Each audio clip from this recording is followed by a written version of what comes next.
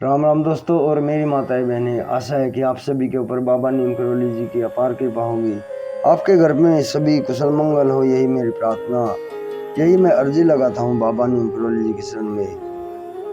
मेरे प्रभु सर्वप्रथम पूज्य गणेश भगवान जी, मेरे श्री राम प्रभु, मेरे हनुमान जी, मेरे बाबा नीम करोली जी, जो भी मेरा भाई मेरी माताएं बहनें आपकी महिमा सुन रहे हैं, उनके ऊपर तुरंत कृपा करो भगवान।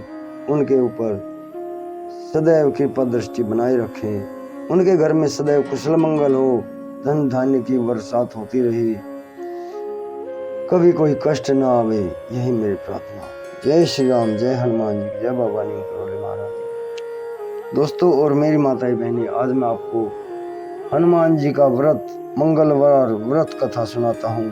पूरा सुनिए, आपके ऊपर तुरंत कृपा करेंगे महाप्रभु हनुमत स्वरूप बाबा नीम करोली जी। शुरू करते हैं मंगलवार व्रत कथा।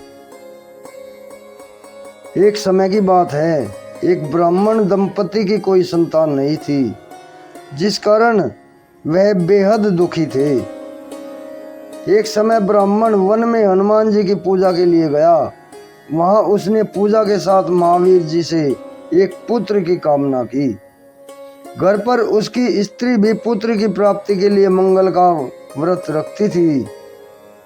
घर पर उसकी स्त्री भी पुत्र की प्राप्ति के लिए मंगलवार का व्रत करती थी। वह मंगल के दिन व्रत के अंत में ही हनुमान जी का भोग लगाकर भोजन करती थी। एक बार व्रत के दिन ब्रह्माणी ने ना भोजन बना पाई और ना ही हनुमान जी का भोग लगा सकी। उसने प्रण किया कि वह अगले मंगलवार को हनुमान जी का भोग लगाकर ही भोजन करेगी। वह भूखी प्यासी 6 दिन तक पड़ी रही। मंगलवार के दिन वह बेहोश हो गई।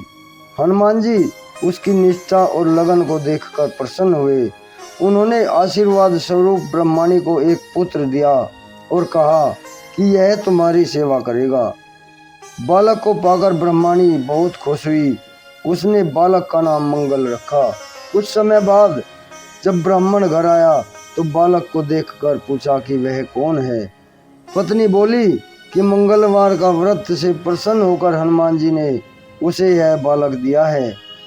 ब्राह्मण को अपनी पत्नी की बात पर विश्वास नहीं हुआ। एक दिन मौका देखकर ब्राह्मण ने बालक को कुएं में गिरा दिया। घर पर लौटने पर ब्रह्माणी ने पूछा कि मंगल कहाँ है। तभी पीछे से मंगल मुस्कुराकर आ गया।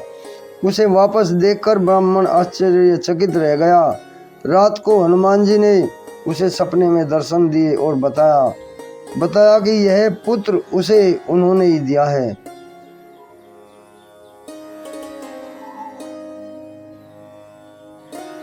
ब्राह्मण सत्य जानकर बहुत खुश हुआ। उसके बाद ब्राह्मण दंपति प्रत्येक मंगलवार को व्रत रखने लगे।